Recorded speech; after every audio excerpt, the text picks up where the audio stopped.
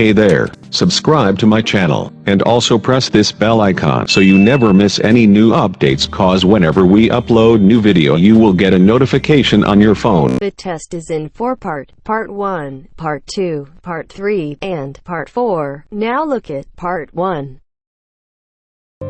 Part 1. You will hear a radio announcer giving details of the evening's broadcast programs. First, you have some time to look at questions 1 to 5.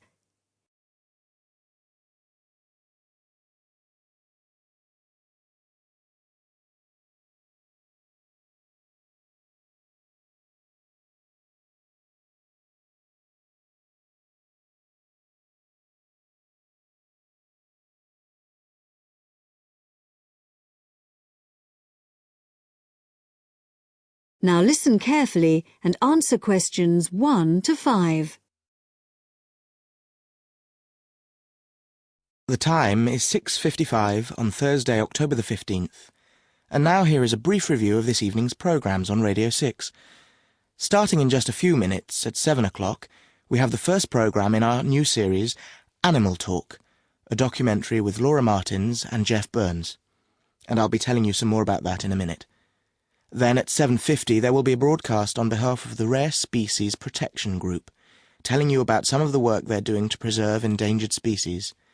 This will be followed at 8 o'clock by today's episode of Park Square, our drama series following the fortunes of a close-knit community in North London, in which Sunita begins to wonder if Carl has been telling her the truth, and Carl gets into trouble when a private email is read by the wrong person.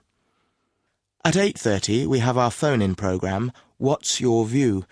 Today's topic is the impact of the media, and you are invited to call in with your own views and questions on this topic. If you have a question for the panel, the number to call is 0207 815 4222.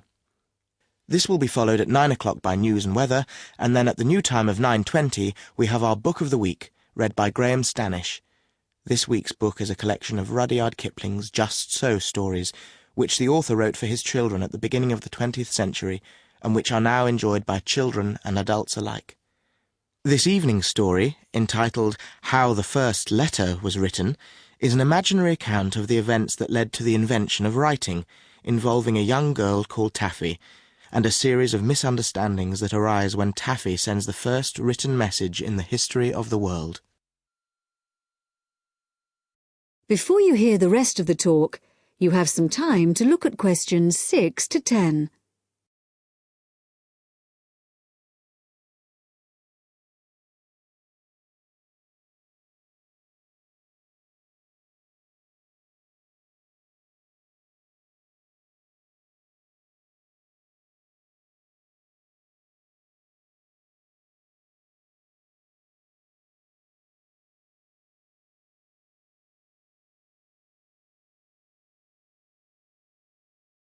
Now listen and answer questions 6 to 10.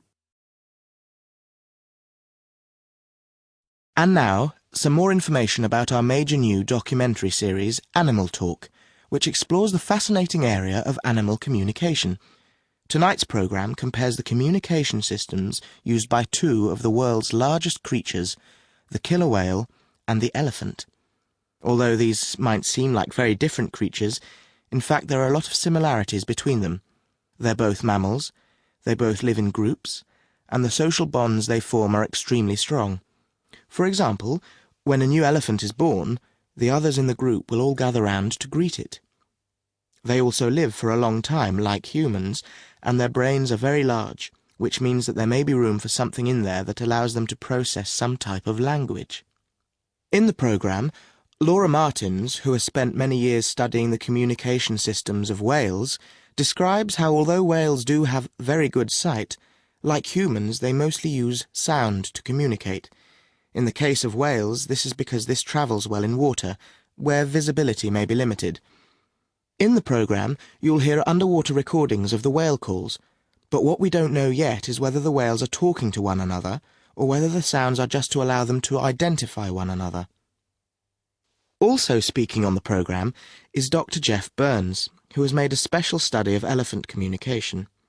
Elephants use all their senses to communicate, But as Dr. Jeff Burns explains, one way we are only just beginning to find out about is what has been referred to as silent singing. Sounds produced by elephants which are too low for humans to hear, but can be heard by other elephants. And did you know that another way in which elephants can hear is with their feet? So, when one elephant stamps on the ground, maybe to warn about danger, the sound travels through the ground, and another elephant up to 30 kilometers away may pick it up. To find out more about exactly how they do this, stay tuned to Radio 6 for Animal Talk. That is the end of part 1. You now have half a minute to check your answers.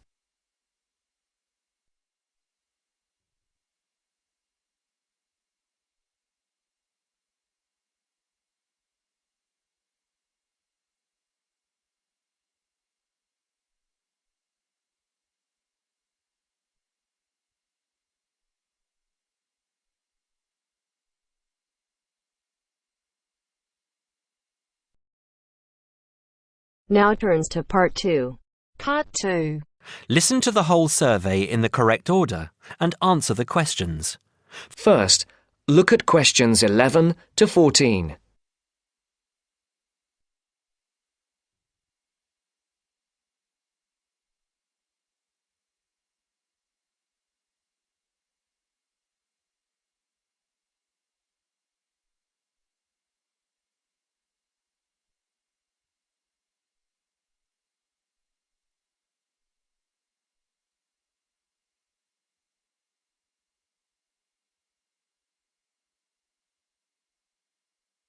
Listen carefully. Excuse me. Good morning. We're students from St Anne's School and we're doing a class survey. Have you got 5 minutes to answer a few questions? I suppose so. What are the questions about? About spending habits, people's attitudes to money and what they spend money on. Well, yes, okay, but only 5 minutes. Thank you. OK, first of all, if you don't mind answering, what income band are you in? You just need to say low, average or high. Oh, that's difficult to say. I don't know how much everyone else makes. I'm certainly not poor, but I'm not rich either. Certainly not after I've paid all my bills. Shall we say in the middle then? Yes, I think so. And how much money do you feel you have to spend? You said that you have to pay a lot of bills. Yes, I feel that I don't have very much. I earn quite good money, but it doesn't feel like that most of the time. I guess everyone would like to have a bit more money, though. OK, so what do you spend most of your money on? Well, most of it goes on monthly expenses. I've got a big mortgage on my house, and my children's school fees are very high. After I've paid for gas and electricity and water, and all the insurance on the house and my car, I don't have much left. I like taking my wife out to a nice restaurant once a month, but I don't very often buy clothes. Oh, and I collect radios. Old radios. That's my hobby. And how do you usually pay for the things you buy? I use my debit card for most things these days. I have 2 credit cards, but I don't like using them. I prefer to pay for things immediately. Otherwise, I feel I'm getting into debt. I pay my bills online or over the telephone. I usually have between £10 and £20 in cash with me to pay for emergencies, taxi fares and that kind of thing. Before the broadcast continues, look at questions 15 to 20.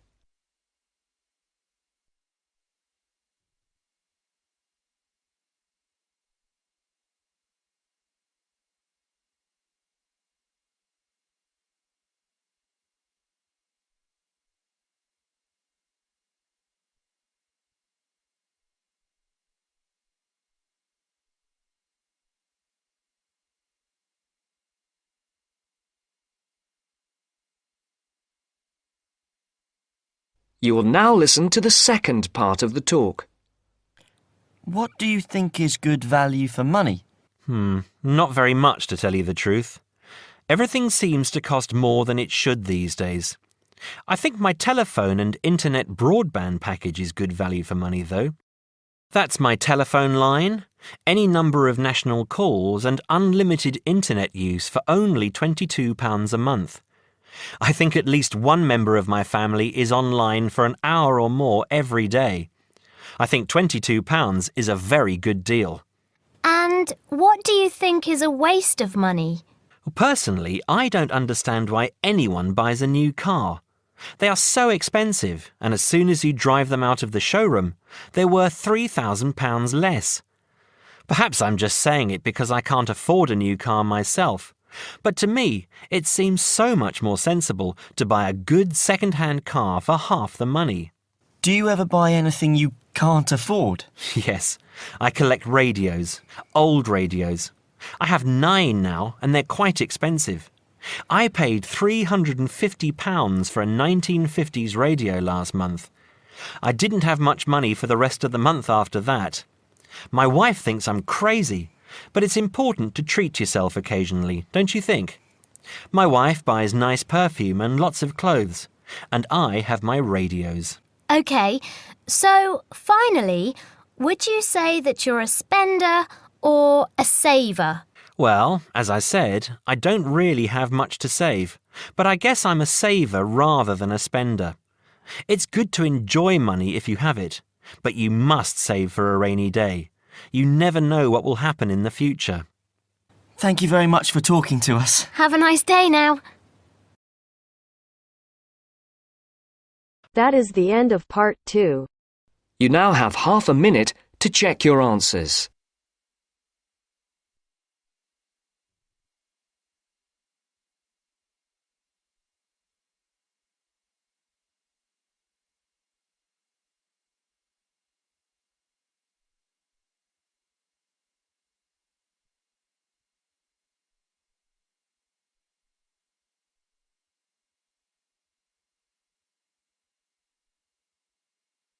Now turns to part 3.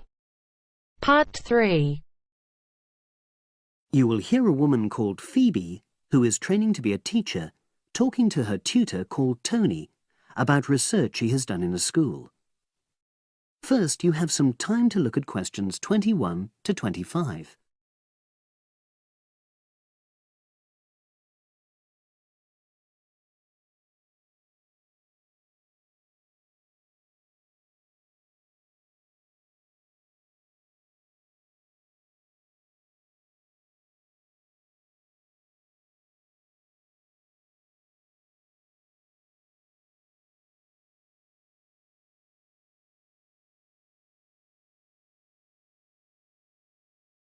Now listen and answer questions 21 to 25. So, how did you get on with your school-based research, Phoebe? Well, it was exhausting, but really valuable. Good. What was the specific focus you chose? My title is Attitudes Towards Study Among 11 to 12-year-old Pupils. Right, and what made you choose that focus? Well, that's a bit difficult. Lots of my classmates decided on their focus really early on, mainly on the basis of what they thought would help in their future career, you know, in their first year's teaching. So that's what helped you decide? Actually, it was that I came across a book written by experienced teachers on student attitudes, and that motivated me to go for the topic. OK. So what were your research questions or issues? Well, I wanted to look at the ways students responded to different teachers, particularly focusing on whether very strict teachers made teenagers less motivated. And from your research, did you find that was true? No, not from what I saw, you know, from my 5 days observation, talking to people and so forth. OK. We'll talk about the actual research methods in a moment, but before that, can you briefly summarise what your most striking findings are? Well, what really amazed me was the significant gender differences. I didn't set out to focus on that, but I found that boys were much more positive about being at school. Girls were more impatient. They talked a lot about wanting to grow up and leave school. Very interesting. Yeah, it is. From doing the research, it was clear to me that you might start out to focus on one thing, but you pick up lots of unexpected insights. Right. Did you get any insights into teaching? Yes, certainly.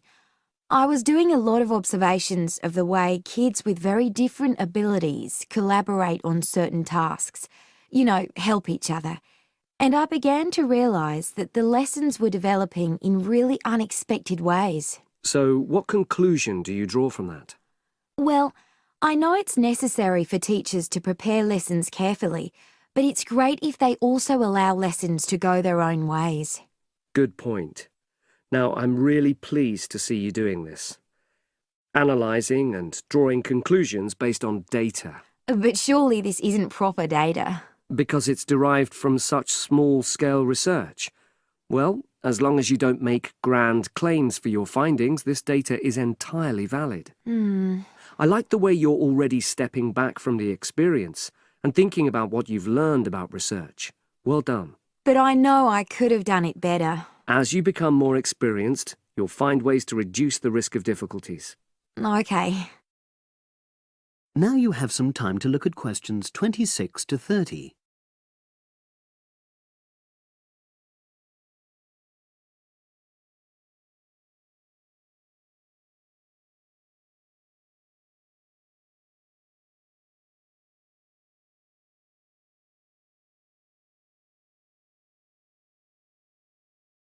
Now listen and answer questions 26 to 30. So, let's look in more detail at how you gathered your data. Let's start with lesson observation. Well, it generally went quite smoothly. I chose my focus and designed my checklist. Then teachers allowed me into their classes without any problems, which surprised me. It was afterwards that the grueling work started. Yeah, it's very time-consuming, isn't it? Making sense of analysing your observation notes. Absolutely. Much more so than interview data, for example. That was relatively easy to process, though I wanted to make sure I used a high-quality recorder to make transcription easier. And I had to wait until one became available. Right. And did you interview some kids as well? In the end, yes. I talked to 10, and they were great. I'd imagined I'd be bored listening to them, but... So it was easy to concentrate? Sure. One of the teachers was a bit worried about the ethics, whether it was right to interview young pupils, and it took a while for him to agree to let me talk to 3 of the kids in his class, but he relented in the end. Good. What other methods did you use? I experimented with questionnaires, but I really regret that now. I decided to share the work with another student, but we had such different agendas it ended up taking twice as long. That's a shame. It might be worth you reflecting on ways you might improve on that for future projects. You're right, yeah. Okay. And the other thing I did was stills photography. I didn't take as many pictures as I'd hoped to. Lack of time? It's pretty easy just snapping away, but I wanted each snap to have a purpose, that would contribute to my research aims, and I found that difficult. Well, that's understandable, but remember...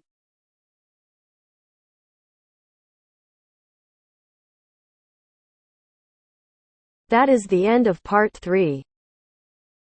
You now have half a minute to check your answers.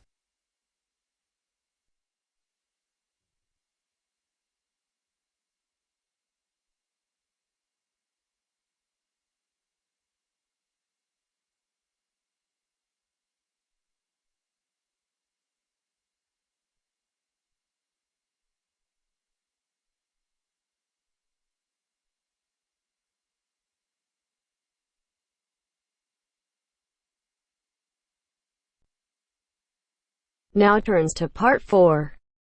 Part 4. First, you have some time to look at questions 31 to 40.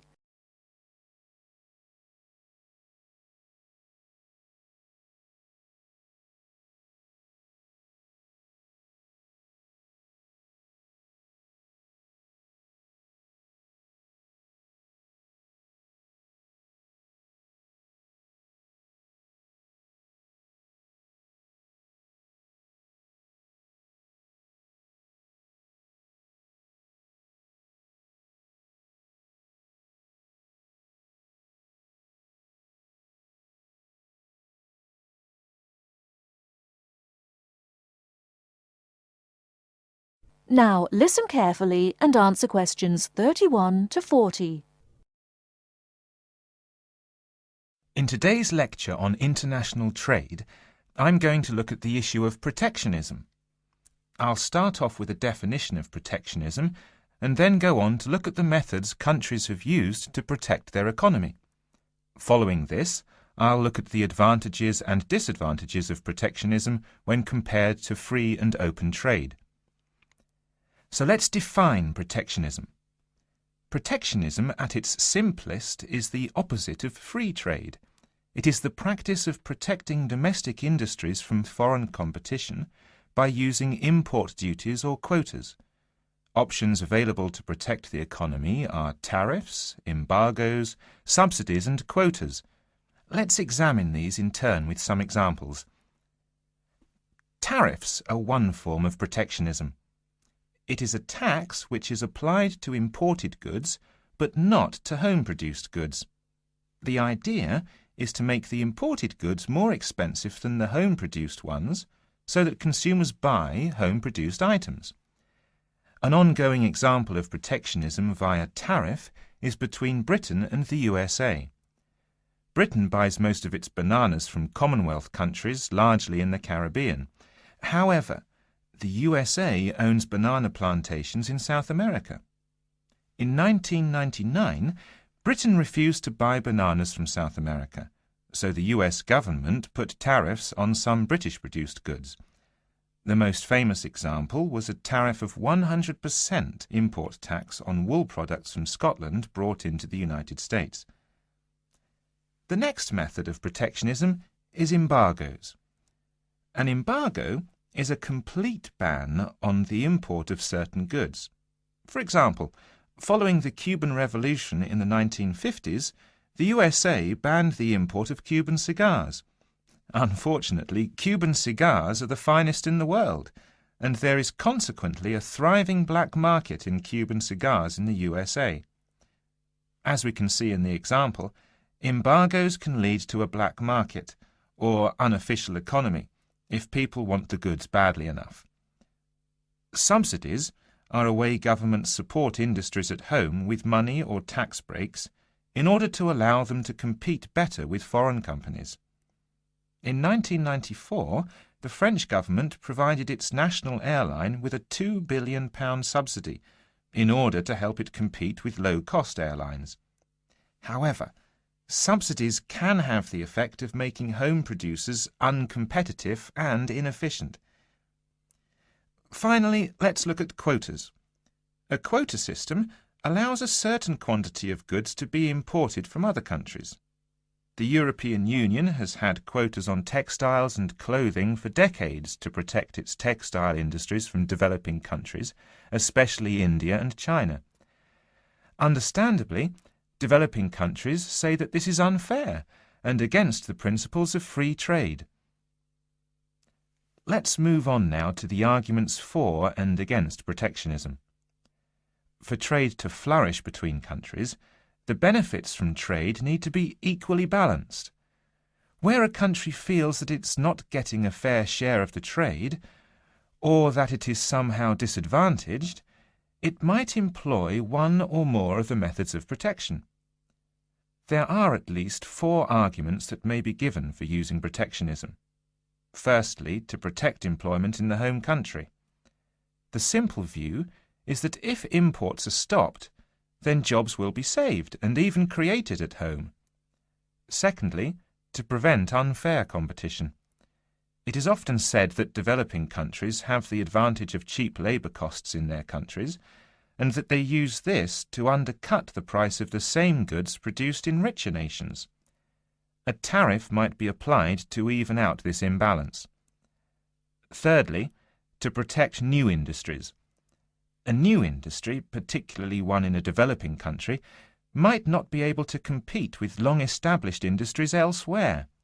Tariffs and quotas give new industries the chance to build up production to the point where they can compete. Fourthly, to raise money. Tariffs were once used as a way of raising revenue for the government.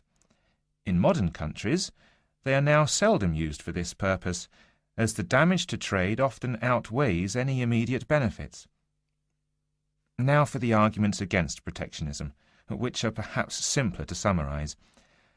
Although trade restrictions might help a country for a short period of time, their overall effect is a negative one. Restrictions affect the flow of trade, and the more countries employ restrictions, the less trade can flow.